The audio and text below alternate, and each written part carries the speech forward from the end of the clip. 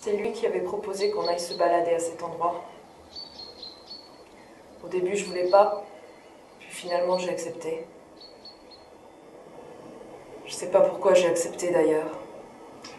C'était la première fois qu'il vous faisait ce genre de proposition? Non, ça faisait un moment qu'il m'insistait. Il voulait toujours que je l'accompagne. Il m'avait demandé de venir chez lui, mais j'avais refusé. Cette fois, je crois que j'ai eu pitié de lui. Racontez-moi ce qui s'est passé.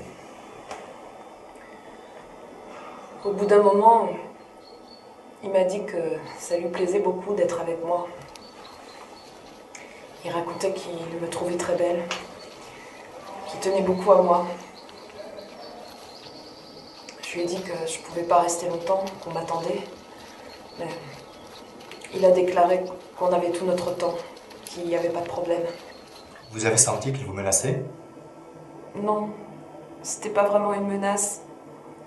Plutôt quelque chose de bizarre dans son attitude. Il faisait semblant d'être décontracté, mais je sentais bien qu'il était tendu. C'était un endroit désert. Vous n'avez pas réalisé que vous commettiez une imprudence? Pourquoi vous n'avez pas fait demi-tour? Je sais pas, je pensais pas qu'il allait...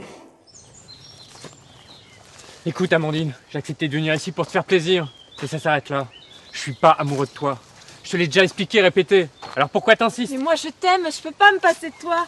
Alors tu finiras par m'aimer forcément. Forcément.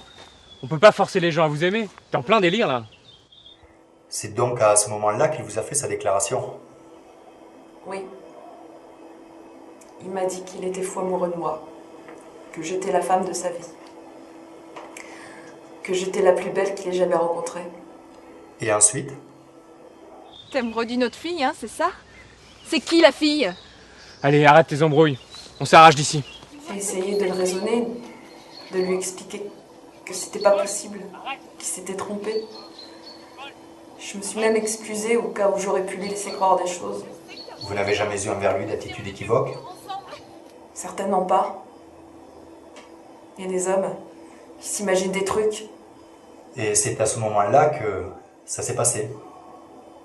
Oui. C'était terrifiant. J'aurais jamais cru qu'il ferait ça.